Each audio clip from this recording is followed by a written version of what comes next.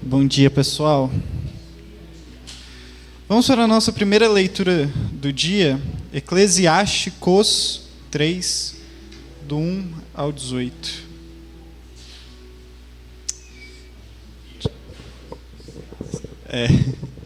Diz assim: Os filhos da sabedoria são uma assembleia de justos, e a sua comunidade é marcada pela obediência e o amor. Ouvi, ó filhos, a advertência de um pai, e procedei de tal modo que sejais salvos. Deus honra o pai nos filhos e confirma sobre eles a autoridade da mãe. Quem honra seu pai, intercede pelos pecados, evitará cair nele e será ouvido na oração cotidiana. Quem respeita sua mãe é como alguém que ajunta tesouros. Quem honra seu pai terá alegria em seus próprios filhos, e no dia em que orar será atendido. Quem honra seu pai terá vida longa, e quem obedece ao pai é consolo da mãe. Quem teme o Senhor honra seus pais, e como aos senhores servirá os que o geraram.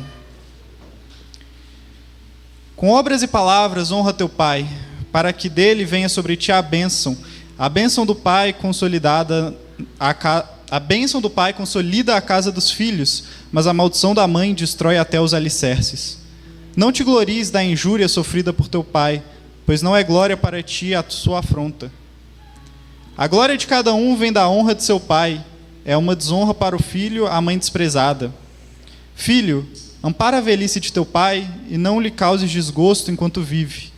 Mesmo que estejas perdendo a lucidez, sê tolerante com ele e não os humilhes em nenhum dia de suas vidas. A ajuda prestada a teu pai não será esquecida, mas será plantada em lugar dos teus pecados e contada como justiça para ti. No dia da aflição serás lembrado, e os teus pecados se dissolverão, como gelo em dia de sol. Como é infame quem desapara seu pai, e é amaldiçoado por Deus quem exaspera sua mãe. Aqui termina a lição. Demos graças a Deus. Amém. A nossa segunda leitura está no livro de Colossenses, capítulo 3, a partir do verso 12, que diz assim: Portanto, como eleitos de Deus, santos e amados, revestindo-se de profunda compaixão, de bondade, de humildade, de mansidão e de paciência, suportem-se uns aos outros e perdoem-se mutuamente, caso alguém tenha motivo de queixa contra outra pessoa. Assim como o Senhor perdoou vocês, perdoem também uns aos outros. Acima de tudo isso, porém, esteja o amor, que é o vínculo da perfeição. Que a paz de Cristo seja o árbitro no coração de vocês, pois para esta paz que vocês foram chamados em um só corpo, e sejam agradecidos. Que a palavra de Cristo habite ricamente em vocês.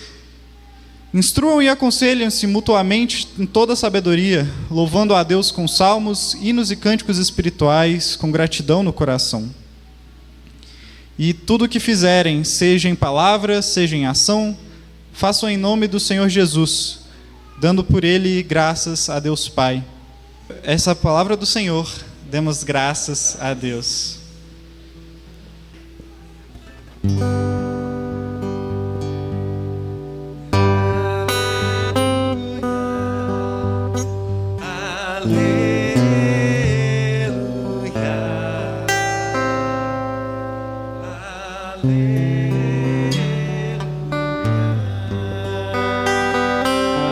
Se coloque de pé nesse momento.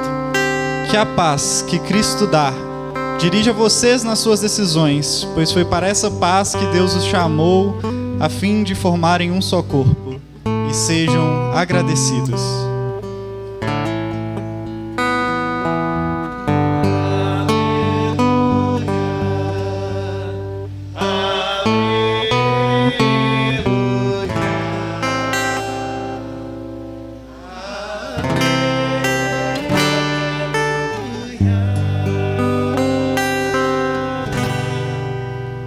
Ouçamos o Evangelho de nosso Senhor Jesus Cristo, segundo São Lucas, capítulo 2, a partir do verso 41 ao 52. Glória a vós, Senhor. Amém. Todos os anos, os pais de Jesus iam a Jerusalém para a festa da Páscoa. Quando ele completou 12 anos, subiram para a festa como de costume. Terminados os dias da festa, no momento de voltarem, Jesus permaneceu em Jerusalém, sem que seus pais percebessem. Pensando que se encontrasse na caravana, fizeram um caminho de um dia e procuravam-no entre os parentes e conhecidos. Mas, como não o encontrassem, voltaram a Jerusalém à procura dele. Depois de 3 dias, o encontraram no templo, sentado entre os mestres, ouvindo-os e fazendo-lhe perguntas. Todos os que ouviam o menino ficavam extasiados com a sua inteligência e as suas respostas. Quando o viram, seus pais ficaram admirados e sua mãe lhe disse: Filho, por que agiste assim conosco? Olha, teu pai e eu andávamos angustiados à tua procura. Ele respondeu: Por que me procurais? Não sabeis que eu devo estar naquilo que é de meu pai? Eles, porém, não entenderam o que ele lhes havia dito. Jesus desceu então com seus pais para Nazaré e lhes era submisso. Sua mãe guardava todos esses acontecimentos em seu coração, e Jesus ia crescendo em sabedoria e idade de graça diante de Deus e dos homens. Este é o Evangelho do Senhor. Louvado seja Cristo. Amém. Irmãos, nesse momento, vamos estender nossas mãos e orar pelo nosso pastor, que vai estar trazendo um sermão para nós. Amém. Deus Todo-Poderoso e Misericordioso, grande e eterno Pai de nosso Senhor Jesus Cristo, justo e compassivo, Deus amoroso, cuida do teu servo Jaime, Pai, para que ele não se desvie para a esquerda ou para a direita, mas pregue o teu reto caminho, Pai, e nos guie por ele como nosso pastor. Deus, conduz os nossos corações e mentes, Pai, ao conhecimento da tua verdade. Revela-se a nós hoje, Pai, e nos ensina mais de ti, para que sejamos melhores filhos de ti, imitando, Pai, aquele que foi perfeito, Jesus Cristo, teu Filho, nosso Senhor, o qual vive e reina contigo e com o Espírito Santo, um só Deus, agora e para sempre. Amém. Amém, queridos. Podem se assentar. Se você quiser ficar em pé durante o sermão, não tem problema não. Mas hoje, como sou eu que vou pregar, é melhor sentar mesmo. Ai, Deus. É bonito demais ver essas crianças andando por aí, cara, porque isso é uma igreja real. A gente não fica maquiando ela. Mas segundo, porque isso é vida, cara. Família é vida. Sinal que nós temos pessoas criando filhos. E eu acho isso muito doido, porque nós estamos vivendo uma verdadeira contracultura aqui, né? São jovens se casando. Um monte de gente falando, cara, espera um pouquinho, você está tão novo para casar. A Pri, quando foi casar, ela sempre teve essa cara de novinha, assim, né? Mas o pessoal achava que ela tinha uns 15 anos, 17. Não, você deve ter uns 18. Não, já tem 20 já. Nossa, você está tão nova para casar. Casa não. E além de casar, ainda mete filho no mundo aí. Eu estou achando isso maravilhoso. Glória a Deus. Vocês vão desfrutar muita coisa boa com esses meninos. E ainda vão ter muito tempo de vida para aproveitar ainda. Isso é muito bom. Não espera ficar velho para ter filho, não, irmão. Amém? Claro, isso não é um mandamento, mas é só um conselho mesmo. Já sofri. Cada dia eu sofro menos. Os meninos vão crescendo. Eu falo, não, graças a Deus que eu tive filho agora. Que se fosse numa época, assim, com 30 anos eu já estou, assim, 36, né? Eu já estou sentindo assim um cansaço. 6 aí é muita coisa. Já estou sentindo mais cansado do que antigamente. Pô. Antigamente eu saía correndo, pulava os muros e tal. Hoje eu vou tentar e de repente eu vejo que não tem aquela agilidade toda mais não. Não é para fazer coisa errada, não. Porque às vezes eu faço um lepacu, tá, tô lá, vem um pensamento intrusivo, eu olho um muro e falo, e se eu conseguisse pular? Será que eu consigo? Aí você... Enfim, cara, vamos lá. Esse povo com TDAH fala tudo vacalhado, né, velho? Tudo aleatório. Mas é isso, acho que eu posso começar falando de TDAH. Você costuma esquecer as coisas? Acho que essa é a igreja com mais neurodivergente por metro quadrado que você vai encontrar em Belo Horizonte, ou talvez no Brasil todo. A não ser que criasse uma igreja só para autista, aí eu vou falar com você. talvez ganha. Mas aqui, assim, quem não é autista é TDAH, o outro tem toque, tem tique. Aí o pastor, só para Deus castigar mesmo, botou uns 3 ali, uns 4 coisas. Fica com isso aí tudo. Mas ele fez para poder pastorear a gente que é assim também, né? Um que não tem depressão aqui. Acho que é raro você encontrar pessoa muito normal aqui, né? Que não toma nenhum remédio e tal. E eu dou graças a Deus, porque esses irmãos nos ensinam muito e nos ajudam a regular. Por exemplo, a Priscila regula a minha vida, assim. E aí, graças a Deus. Isso é maravilhoso. Mas eu fico pensando que assim, meu cérebro prega algumas peças em mim. Um dia eu fui buscar pão de bicicleta. Aí eu peguei o pão, voltei para casa. 3 dias depois, eu fui procurar a bicicleta. Aí eu fui procurando tudo quanto é canto. Falei, gente, será que alguém pegou minha bicicleta? Eu fui perguntando todo mundo em casa, você pegou minha bicicleta? Nada. Aí eu baixou a informação. Sabe como faz o download? Nossa, eu fui buscar pão. Mas tem 3 dias que eu fui buscar pão. Aí eu fui lá na padaria e falei que por acaso ficou uma bicicleta aqui. Falei, cara, tem 3 dias que ficou uma bicicleta aqui, vocês não vieram buscar, cara. A gente guardou lá no fundo da padaria. Você deixou aqui na porta, na rua. É desse jeito aí, irmão. Outro dia eu estava procurando o Davi no meio de uma multidão. E ele estava no meu ombro. Sim. Às vezes eu acho que Maria tinha TDAH, ou José. Porque assim, eles perderam Jesus no meio de uma multidão e eles estavam indo embora assim. Pá. Já pensou Maria com TDAH, alguma coisa assim? Será que alguém mais católico ia ficar muito irritado comigo? Falando, Maria não tinha nada de problema, por favor. Ela nunca errou, tá? Mas assim, pode ser que, né, velho? Pô, ela esqueceu o filho, igual eu costumo esquecer. Enfim, tem nível de coisa que você esquece. E ela conseguiu esquecer aí o Jesus. O menino de 12 anos, cara. Tava andando para lá e para cá e tal. Às vezes eu fico pensando nisso. Mas a verdade é que não. Eu acho que o tipo de família, e hoje é engraçado porque é o domingo da Sagrada Família, né, dentro da tradição cristã, porque é o domingo que ocasionalmente a gente fala sobre a família de Jesus. Uma família perfeita. Aí eu posso realmente pensar, não, talvez a minha família seja perfeita, porque já tem um pai que esquece do filho. Pô, a Sagrada Família também esqueceu. Né, João? Brinca lá. Aí você fica pensando isso, pô, o modelo de família, tem gente que fica buscando ali um modelo de família.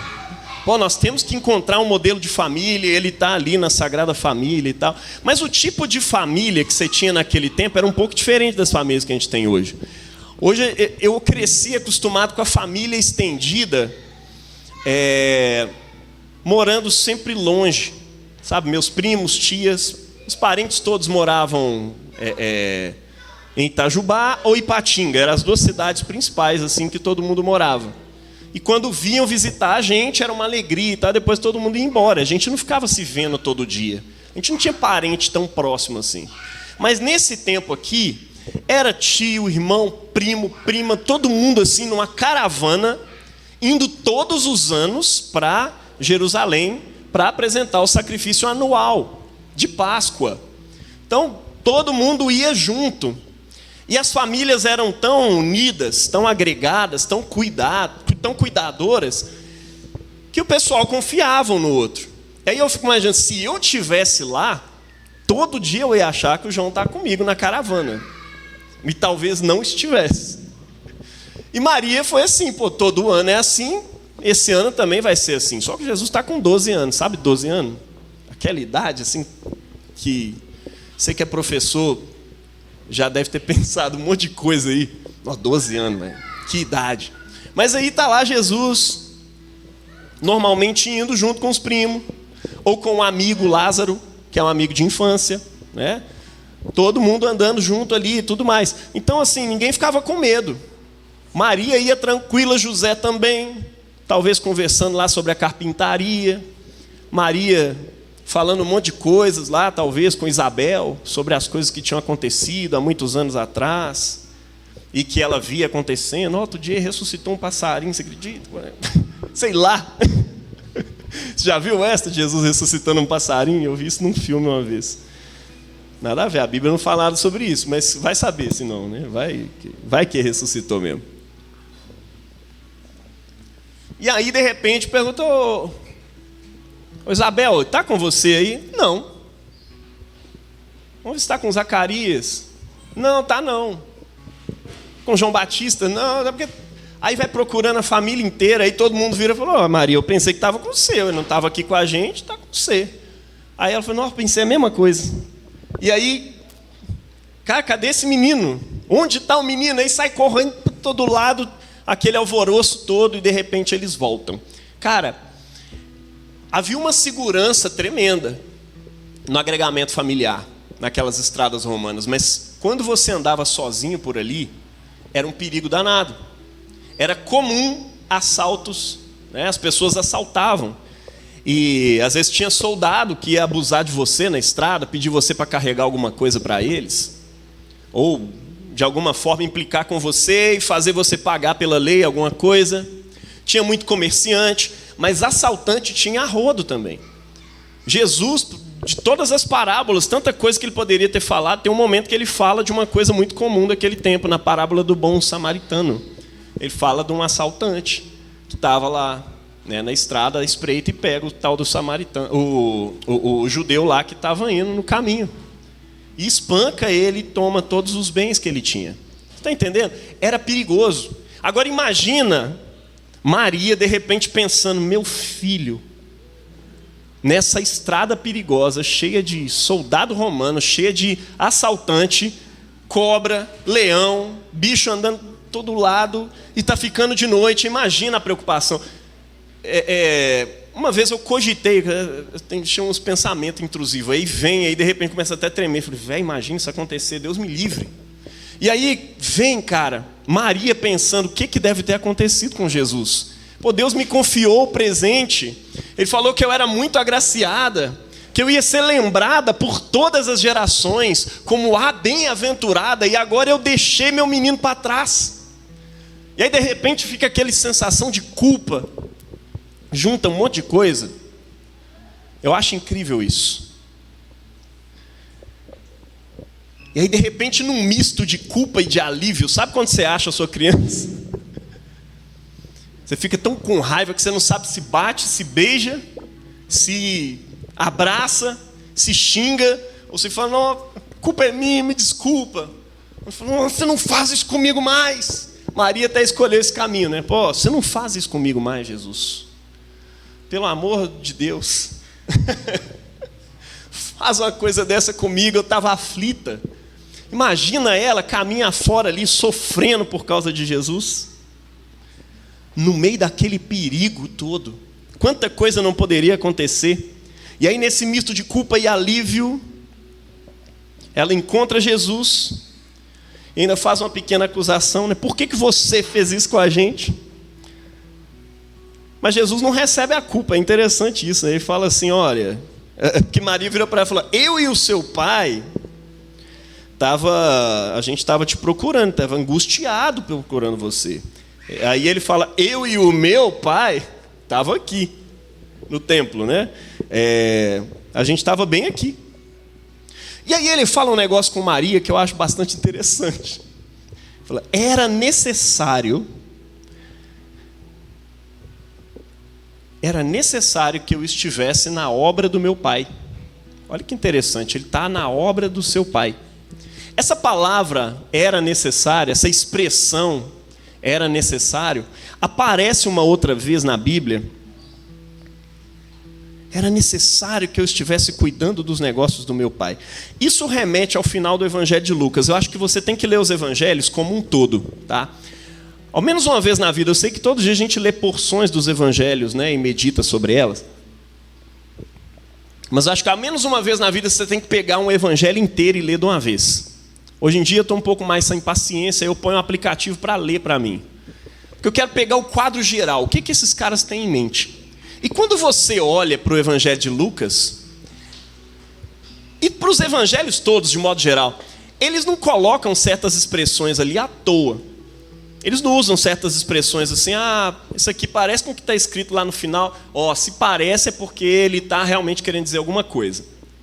Quando o evangelho de João começa com no princípio, ele está querendo dizer alguma coisa. O evangelho de Marcos também começa assim, né? Princípio do evangelho de Jesus. Ele está querendo dizer que um novo começo está começando. Tipo isso. Mas o evangelho de Lucas, ele coloca em outro momento 2 pessoas desesperadas, 3 dias angustiadas por causa do sumiço de Jesus. Lá no finalzinho do evangelho, nós temos. E é engraçado porque ele começa aqui reforçando isso, né? 3 dias depois. Olha que interessante. Muitos teólogos, inclusive, acreditam que os 2 discípulos no caminho de Emaús eram um casal, né? Era um homem e uma mulher casados. Um deles fala o nome lá, né? Mas eles acreditam que o outro era a esposa. E estava lá no caminho de Emaús. 3 dias angustiados por conta da morte de Jesus. No mesmo quadro. E 3 dias depois, Jesus aparece para eles ali no meio do caminho. E é engraçado porque nas 2 ocasiões, Jesus estava expondo as Escrituras, né? E se revelando a partir delas. É um quadro, é um easter egg. É engraçado, você que gosta de easter egg nos filmes, saiba isso. Os evangelhos estão cheios de easter egg, né? Para quem não pegou referência, como é que fala isso? É um ovo de Páscoa, é um Kinder Ovo, tem uma surpresinha dentro. Sei lá, velho. Surpresinha, né? Sempre tem uns bloquinhos com as surpresinhas no meio. E é isso. O evangelho de Lucas está mostrando esse desespero ali no início para se encontrar Jesus. E Jesus estava no templo, expondo as Escrituras, estava fazendo a obra do Pai. E ele diz, era necessário, convinha que eu estivesse na obra do meu Pai. E é engraçado, porque depois ele encontra esse casal no caminho de Emaús e fala com eles, era necessário que o Filho do Homem morresse, né, fosse entregue às autoridades, morto, e depois ressuscitasse depois de ter 3 dias. Era necessário isso tudo que está acontecendo aqui. Apesar de ser o domingo da Sagrada Família, mas aí que esse domingo da Sagrada Família te marque com esse acontecimento, sei lá, no mínimo assustador, cabuloso que aconteceu aqui, né? Bom, onde eles encontraram Jesus? Eu acho que é a segunda coisa que a gente precisa focar o nosso olhar nessa perícope do evangelho de hoje. Eu estava dizendo para você, pelo menos uma vez bota os evangelhos. Um dia, leia o evangelho de Lucas todo. Um dia, leia o evangelho de João todo, para você captar a mensagem geral. Porque os pedaços podem ser tirados de contexto e aí você viaja ali na interpretação e tudo mais. Mas quando você entende o todo, vale muito a pena, tá? Porque aí você pega o contexto geral do texto e aí você deixa Deus falar com você pelos pormenores. Então faça estudos bíblicos, além da meditação que você faz todo dia para, né, conhecer mais de Jesus, andar com Jesus pelo caminho e tudo mais, ser discipulado por Ele, que você também estude. Além da meditação, estude a palavra, estude a Bíblia. Conheça mais os evangelhos. Bom, isso transforma a sua compreensão do texto e te faz evitar aquele tipo de vai lá e adultera. Quem chegou a ver? Então, é isso. Se você puder ler, leia. Se você puder só ouvir, ouça, né? Inclusive, um recurso muito bom é o pessoal do Bible Project, que faz vídeos resumindo os livros da Bíblia em contextos e tudo mais. Cara, aquele pessoal tem uma teologia muito boa, uma perspectiva muito boa de reino e tudo mais. Então, assim, vale muito a pena você ver. Você que assiste em inglês, vai lá e pega em inglês mesmo. Mas tem vários vídeos traduzidos para o português, você pode acessar. Depois a gente podia até compartilhar lá no grupo um sobre o Evangelho de Lucas. Vale a pena. Bom, mas vamos lá. É engraçado porque nesse Natal todo mundo está procurando por Jesus. E é engraçado, você tem os magos procurando Jesus, tem o Herodes procurando Jesus, tem os pastores procurando Jesus. Os leitores de Lucas também estão procurando Jesus de alguma forma, até porque Lucas está escrevendo para um público que possivelmente tinha uma noção de Jesus, mas de alguma forma tinha deixado ele em algum lugar e achava que Jesus era, surpreendente demais para eles poderem encontrá-lo de novo. E Lucas está escrevendo exatamente para esse público aí. Pessoas que conseguem fazer alguma ideia de Jesus, mas que acham que ele é misterioso, que ele é mais misterioso do que eles haviam imaginado. Mas olha onde que eles encontram Jesus. Primeiro, nas Escrituras. Meu irmão, se tem um lugar onde você vai encontrar Jesus, é nas Escrituras. Ele está ali. Até porque ele é mais do que alguém que você encontra ao ler a Bíblia. Ele é a própria Bíblia. Está entendendo? Jesus é a palavra de Deus encarnada. Ele é essa palavra. E quando você a lê, não como alguém que está dissecando um corpo, analisa um corpo, não como alguém que está dissecando um texto, fazendo uma análise crítica, mas quando você se aproxima do texto bíblico, com um coração reverente, com um coração devoto a Cristo, e é isso que a gente chama de devocional, é o momento da sua devoção ali diante de Deus. Quando você se aproxima dele, do texto bíblico dessa forma, o Cristo vivo, que é a palavra de Deus, ele começa a se revelar, ele começa a se remexer dentro de você, como João Batista se remexeu ao se aproximar a sua mãe com ele na barriga de Maria, enquanto Maria estava grávida. É Cristo que se remexe ali dentro de você. É Ele que começa a borbulhar ali no seu estômago, nas suas entranhas. São as Escrituras que testificam a respeito de Cristo. Mas segundo, nós lemos no texto de Colossenses hoje, nós lemos ali hoje no livro de Colossenses, que essa palavra que é Cristo deve habitar ricamente dentro de nós. Habite ricamente em vós a palavra de Cristo. Olha que interessante. Habite ricamente em vocês a palavra de Cristo. Como? Ensinem e aconselhem. Olha só onde Cristo está. Cristo está em sua palavra. Segundo, Cristo está quando a sua palavra está sendo exposta. Meu irmão, talvez você não creia nisso. Nós acreditamos em sacramentos, sinais visíveis de realidades invisíveis da palavra de Deus. A exposição bíblica é um sacramento. É um lugar onde você ouve. É um lugar onde Cristo é exposto para você de modo audível, de modo que você possa ver. Nas artes você o pode ver, porque ela está sendo exposta para você. As artes, a pregação, a música, está tudo aqui para que você possa experimentar a Cristo através do ensino. E tem gente que acha que a arte não é um ensino também.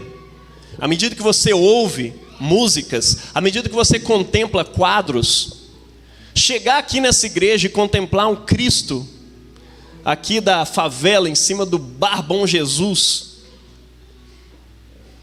com as suas mãos furadas, com a coroa sobre a cabeça, dizendo ali já é, mas ainda não. Encontrar esse Cristo, isso é uma mensagem. Cristo está te ensinando através disso. Por isso que está falando, habite ricamente em vós a palavra de Cristo. Quando eu olho para as artes expostas aqui, para as músicas que são cantadas aqui, eu sinto que a palavra de Cristo está habitando ricamente, tão ricamente em nossos corações, que isso está virando poesia. Vocês já viram as poesias que o Vitor está lançando lá no Instagram? Sei que tem outros poetas aqui na igreja que vão fazer o mesmo. Mas é porque a palavra de Cristo está habitando tão ricamente que vira poesia. A palavra de Cristo está habitando tão ricamente que vira música, tão ricamente que vira arte, vira trocadilho. Já, mas ainda não. A palavra que é já, mas ainda não, e virou já é, porque já é, a gente fala isso aqui em BH, eu não sei como é que é em outros lugares. O Jader que está viajando aí por tudo quanto é canto, não sei se o povo fala muito já é, tu fala já é também, né? Pois é, já é esse tanto de arte espalhada por aí. É Cristo habitando ricamente os nossos corações, de modo que vira arte. Você está entendendo? Aí o apóstolo Paulo continua: habite ricamente em vocês a palavra de Cristo. Ensinem e aconselhem-se uns aos outros com toda a sabedoria. Nós estávamos aqui hoje lendo um livro, é um livro apócrifo, por isso que a gente não termina dizendo palavra do Senhor, e todo mundo demos graças a Deus, a gente diz aqui termina a lição. Uma questão de convenção dentro da igreja anglicana, né? A gente considera que são livros importantes para instrução na fé, e acreditamos que Deus fala através deles, mas a gente não põe a mão no fogo quanto a ser palavra inspirada, beleza, é isso. A gente não retira dali doutrinas bíblicas, mas a gente usa para poder nos instruir na fé e nos reforçar aquilo que a fé já nos disse, né? E hoje nós estávamos ali ouvindo palavras de sabedoria que nos ensinavam a respeito da relação familiar. Como os filhos devem honrar os seus pais, como devem honrar suas mães. Eu estava aqui conversando com a Fernanda, falei: nossa, Fernanda, quando é que isso virou apócrifo, hein, cara? Olha que coisa linda, que poesias maravilhosas, que sabedoria destilada, que o Jesus ben Sirac, por isso que a Bíblia sua está escrito Sirac, né? E ele pegou do avô, traduziu para o grego na época, o avô tinha escrito em hebraico, e ele escreveu para que aquilo ficasse eternizado dentro da cultura que já tinha sido tomada pelo helenismo e tudo mais, pela cultura grega e tal, e aquilo se espalhou. Sabedoria, se instruam, se aconselhem uns aos outros em toda a sabedoria. A Priscila, minha esposa, adora o livro de sabedoria, ela adora o livro de Provérbios, e ela adora livros que falam sobre sabedoria, sabedoria destilada ali. Ela gosta de pegar isso e fala: gente, isso tem tudo a ver com a minha vida. Quando você vai para a palavra de Deus, meu irmão, aquilo te toca, e aquilo que te enche tanto. E a ideia aqui que o apóstolo Paulo está falando em Colossenses é exatamente essa: que a palavra de Cristo habite tão ricamente dentro do seu coração, que ela vire poesia, que ela vire música, que ela vire ensino, que ela vire conselho. Aconselhem-se uns aos outros em toda a sabedoria. Sabe quando você está naqueles momentos difíceis e você senta com o pessoal lá do seu GR, da sua estação Família Sagrada, né? O domingo hoje está dedicado para o pessoal da Sagrada Família, né? Olha que legal. E aí, os irmãos sentam ali com você, te ouvem e te aconselham. E aí você fica assim: não, mas esse conselho foi baseado em qual versículo bíblico? Olha, esse conselho do apóstolo Paulo não é a respeito de você ser um decoreba. Sabe aquele irmão decoreba? Que, enfim, sempre tem um versículo bíblico para tudo, que tal, não sei o que, a Bíblia diz aqui, tal, tá assim e tal. Pois é, não é esse não. É a respeito da palavra ter encarnado tanto dentro de você, que os seus conselhos são instruídos por ela. Às vezes você não tem um versículo específico, mas você está tão mergulhado ali no Evangelho de João que você sabe instruir o seu irmão a respeito de algo que ele está passando e traz um conselho de Deus, traz um conselho bíblico. Às vezes você está tão mergulhado na palavra de Deus, de um modo geral, que você sabe ajudar o seu irmão a interpretar algo que está acontecendo na vida dele a partir da ótica de Cristo. Afinal, foi isso que os apóstolos fizeram escrevendo o Novo Testamento. Eles estão revisitando ali o Velho, estão revisitando a sua própria história, analisando ela a partir da perspectiva do acontecimento da encarnação, da morte, da ressurreição e da ascensão de Jesus, que é tudo que eles viram naquele tempo, e eles estão interpretando o seu tempo a partir disso. Por isso eles estão dizendo, gente, que a palavra de Deus habite ricamente em vocês. Ensinem-se e aconselhem-se mutuamente uns aos outros com toda sabedoria. Outra coisa, cantem. Que essa palavra habite tanto em vocês que vocês cantem salmos. Transforma esse trem em hinos e cânticos espirituais a Deus, com gratidão em vossos corações.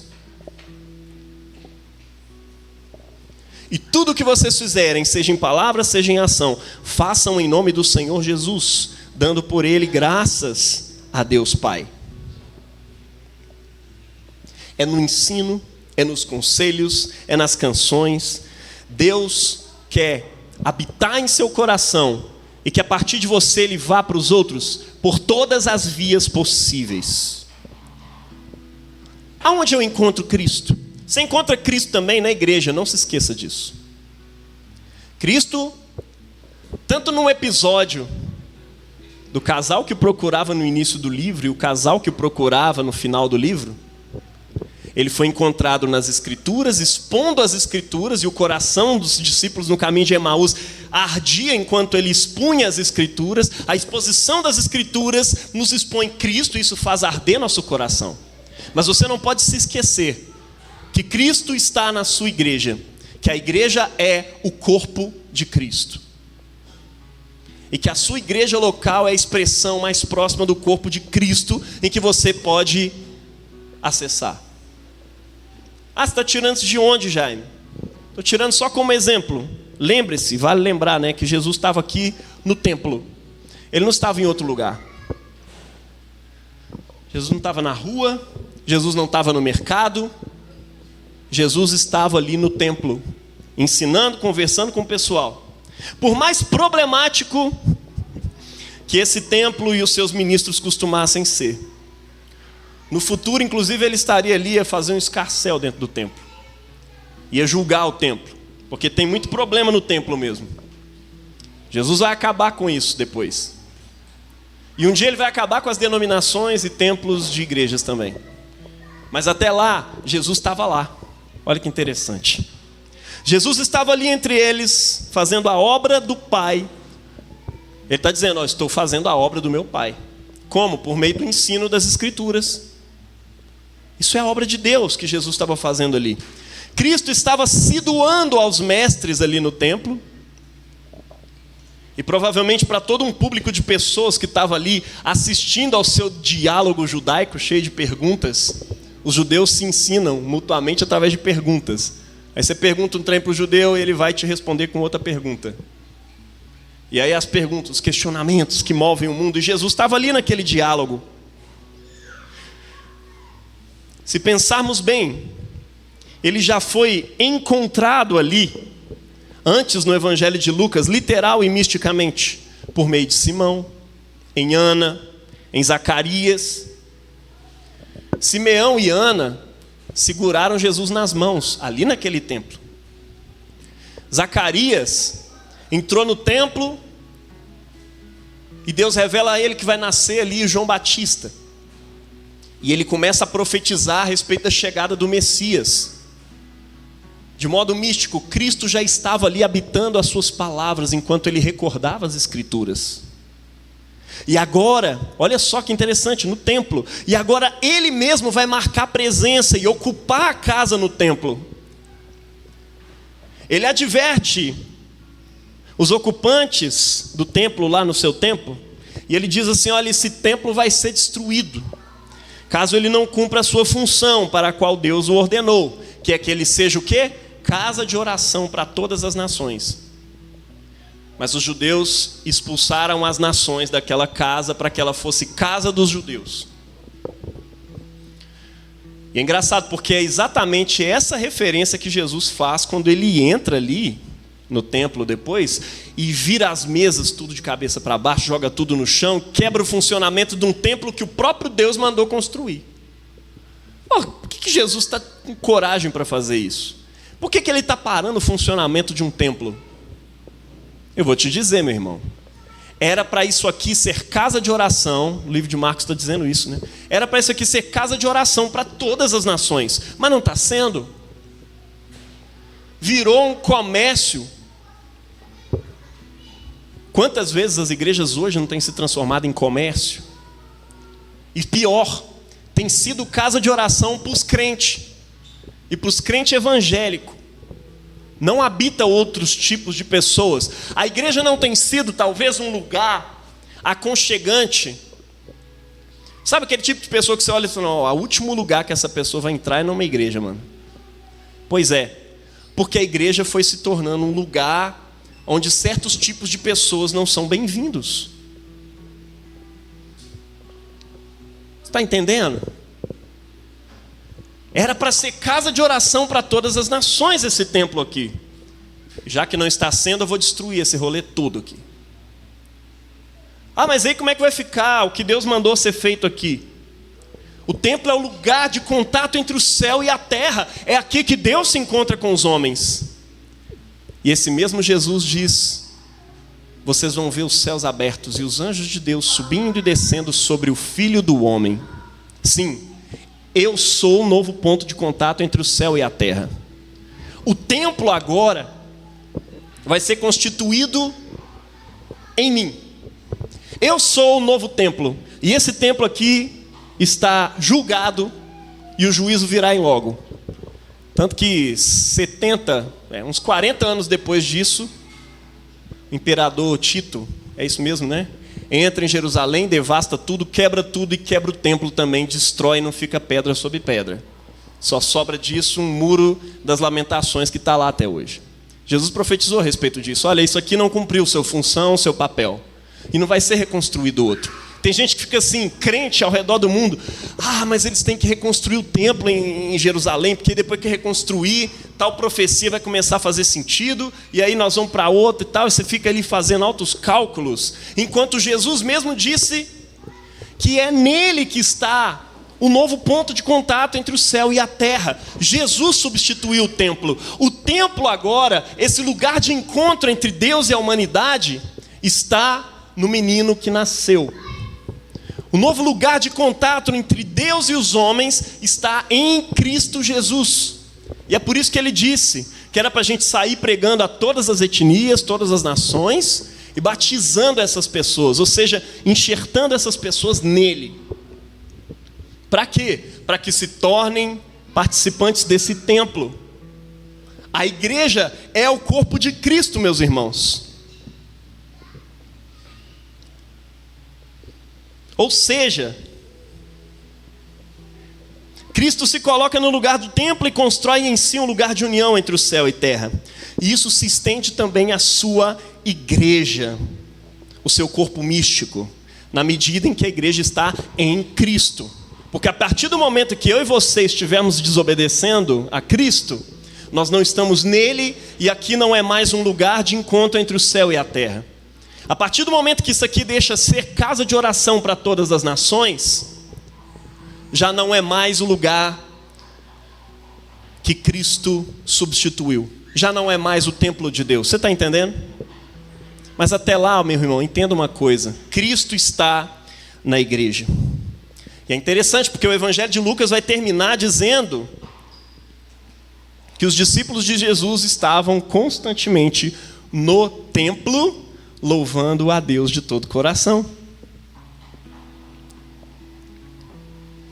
A vida comunitária, a vida de igreja é necessária, meu irmão. Não tem como você dizer, eu gosto de Jesus, mas não gosto do fã-clube, eu não gosto de misturar com esse pessoal. Eu não gosto de ir na igreja, eu sou cristão sozinho, eu sou cristão aqui em casa, eu acho que está bom. Meu irmão, não tem jeito de ser igreja sozinho, não tem como você adorar Cristo sozinho, não tem como ser igreja sozinho, não tem jeito. Igreja é um negócio criado, feito para ser comunidade. No mínimo você está dizendo assim, olha, eu sou melhor que pessoal, eu acho que eu sou bom demais para estar no meio daquela gente falsa que tem ali dentro daquela igreja.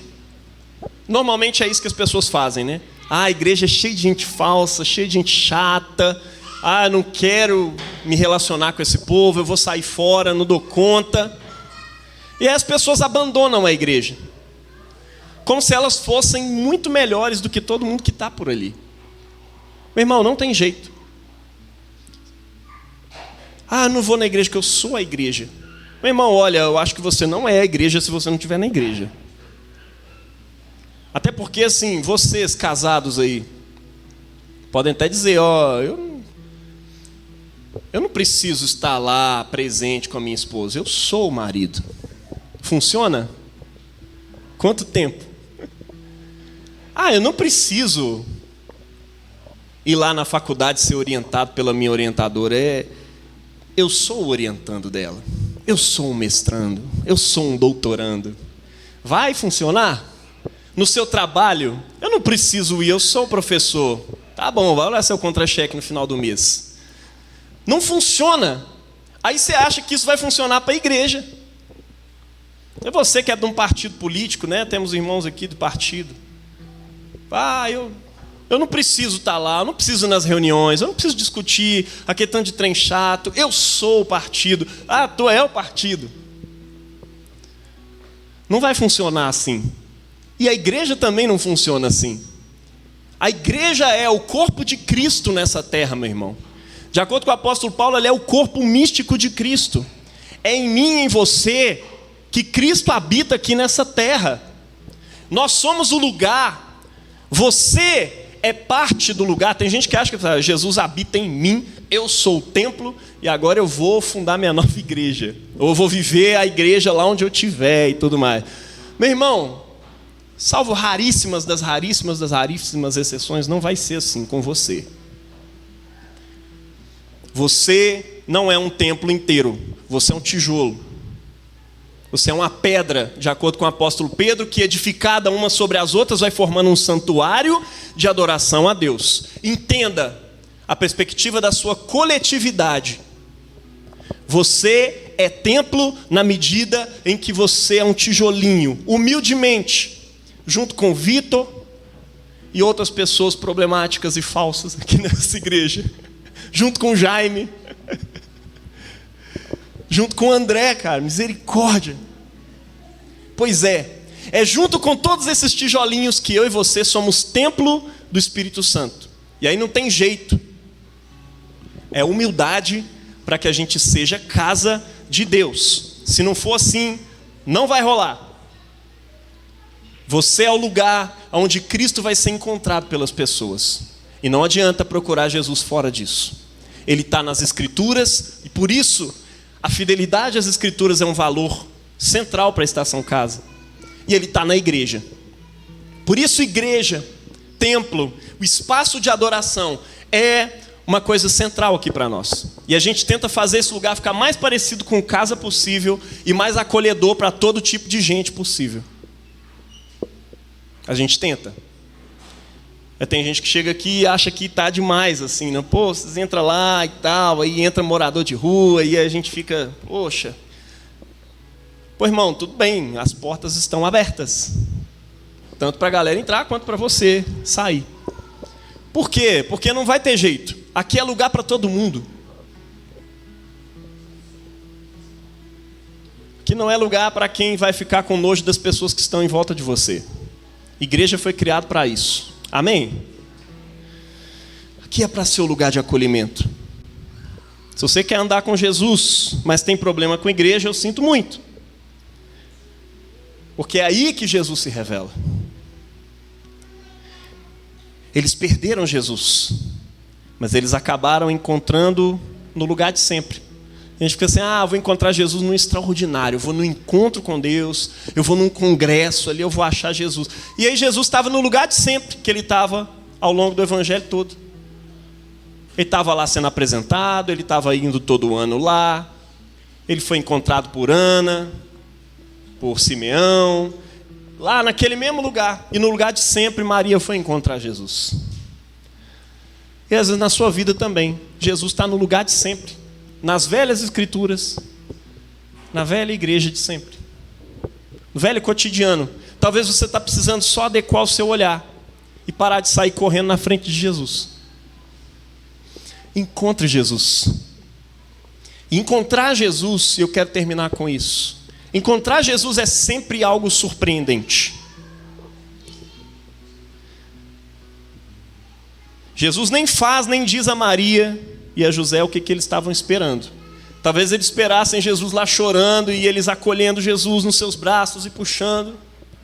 Talvez eles esperassem outra resposta de Jesus, mas Jesus fala: olha, convinha que eu estivesse, era necessário que eu estivesse fazendo a obra do meu Pai. Jesus nem faz nem diz aquilo que você está esperando. O discipulado com Jesus sempre envolve o inesperado. É você relaxar e pensar que finalmente você entendeu e Jesus vai estar bem à frente de você. Ou talvez ele vai ter ficado para trás enquanto você está saindo lá na frente, adiante, sem pensar que ele estava para trás, achando que ele estava ali do seu lado.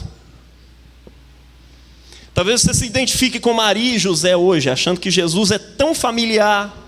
E imagina que ele esteja ali na sua vida, em algum lugar, mesmo que você não esteja vendo.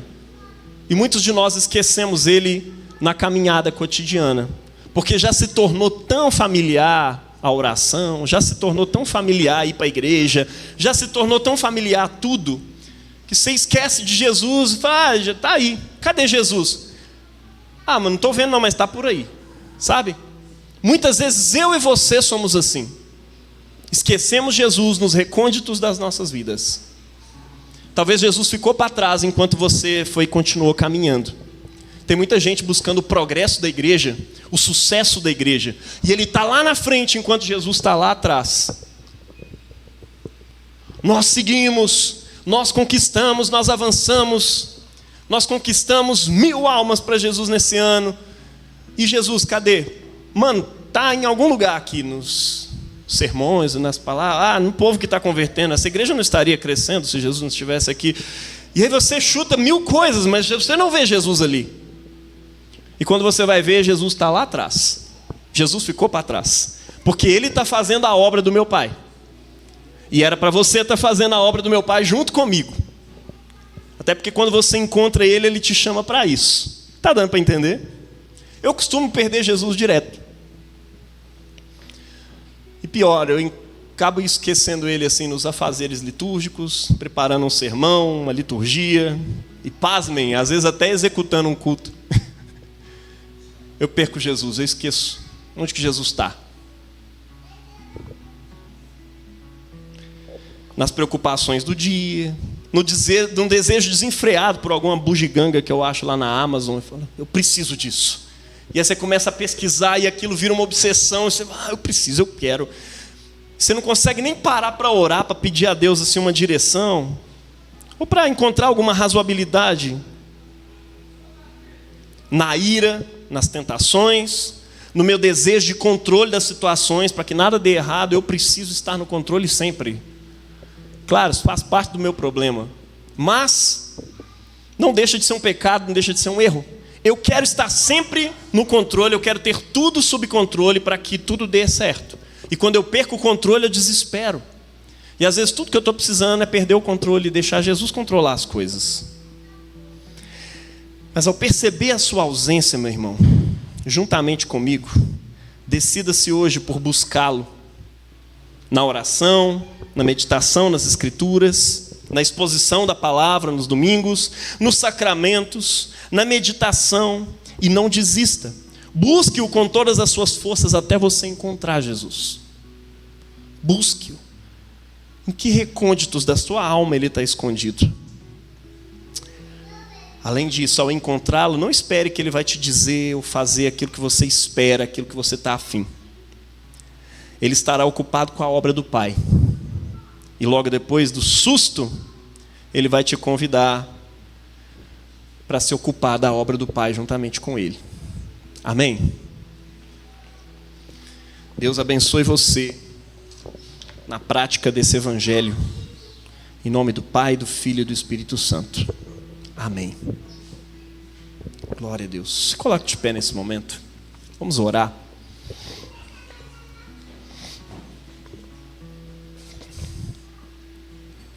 Pai, obrigado pela tua palavra que foi exposta aqui para nós. Continua falando ao nosso coração, Senhor. E o centro do nosso pedido ao Senhor hoje é que a gente não te perca. É que a gente não perca Cristo. E E se por acaso perdermos, e provavelmente vamos nos esquecer dele em algum momento, que o teu Espírito nos lembre, que o Senhor nos ensine a olhar ao redor e ver que se Cristo não está ali, nós precisamos buscá-lo onde quer que Ele esteja. Que nós possamos encontrá-lo todos os dias da nossa vida, Pai. Na meditação diária, nas orações, no pão eucarístico nos domingos, na comunhão com os nossos irmãos, nas estações espalhadas pela cidade, que nós possamos encontrar Cristo nessa mesa, que possamos encontrar Cristo em cada um dos nossos corações. Permita-te ser encontrado por nós, ó Cristo. Amém.